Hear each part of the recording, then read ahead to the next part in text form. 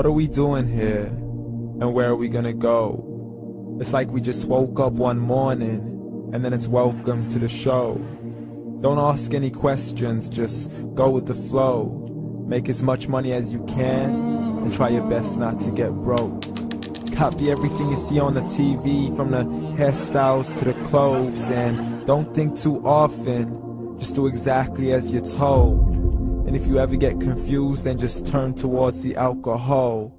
You still hear your thoughts? Then just turn up the radio as you learn to live a lifestyle of drugs, sex, and rock and roll. But in all honesty, I just need to know, is there more to the cycle than growing and getting old? Living and dying just to leave behind a happy home and a whole lot of property that somebody else is going to own.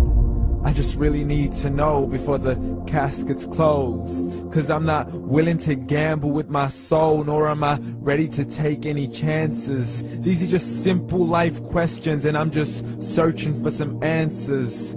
Like, what are we doing here? And what is our purpose? How did we get here, and who made us so perfect?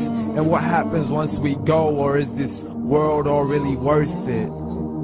Questions we don't answer because apparently we don't really have to. There's no purpose to this life and our existence is merely natural. Then in that case, please let me ask you, did you create yourself, or was it somebody else who had fashioned you? 'Cause you're a being that's impeccable, faultless and unparalleled. You're a product of supreme intelligence, and I'm merely being rational.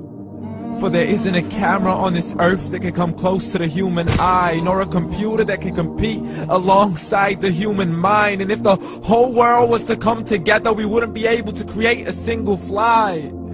So many signs, yet we still deny. As science tries to justify that all this could come from none, when it's a simple sum. 0 plus 0 plus 0 cannot possibly ever give you 1. So from where did all this order come?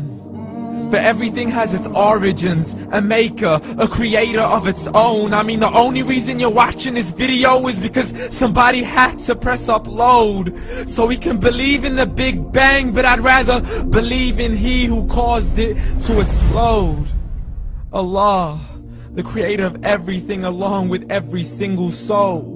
The ever-living, the master, the only one who is in control. Unlike his creation, beyond our imagination. And no, he's not a man, nor does he have any partners in association. He's on his own. And no, he did not ever leave us alone. Just like every manufacturer, he left us with an instruction manual. The Quran and Islam, and I'm sorry to jump to conclusions, but it's the only one possible. The only definition of God is the one and only supreme being. It's logical, a book with 0 contradictions, with miracles that are both scientific and historical, all revealed over 1400 years ago. Like the detailed description of the human embryo. The descriptions of the human embryo in the Quran cannot be based on scientific knowledge in the 7th century. To the mountains as pegs holding firm the earth below, and the 2 seas that don't mix in a complete separate flow. To the planets in orbit, alternating night and day as they stay in flow. The expansion of the universe and the creation of everything from H2O. To the stories of the past and the preservation of Pharaoh. To identifying the lowest point in the land where Persia defeated Rome. The gushing fluid that created man in the glands between the ribs and the backbone. And not a word has changed, it's still the same. So please explain how all this was known over 1400 years ago. To a man who couldn't read or write, as he would recite whatever the angels spoke. And if you still don't believe, please try to come up with something that's even close. But you can't, so we took God as a mockery and his messengers as a joke. Muhammad could not read or write. How's somebody who can't read or write gonna start a religion? Dismiss these scriptures as legends and tales of the ancient folk, as we live life according to our whims, desires, and hopes. saying this life is the only home we will ever know. We will live then die, then simply turn to bones. YOLO!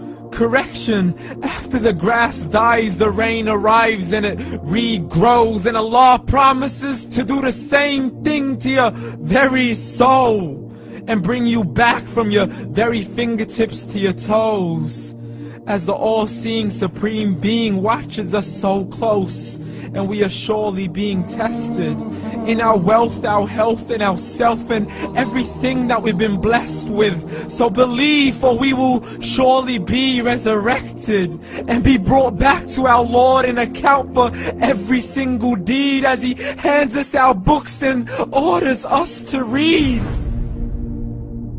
From the bad to the good and everything in between. You yourself are sufficient for your own accountability, so don't be mad at me. You are the one who thought He wouldn't come back to me. I gave you a whole life long to search after me, but you were busy in all that which was temporary. So read, and glad tidings to all those who believed. And if you disbelieve, read.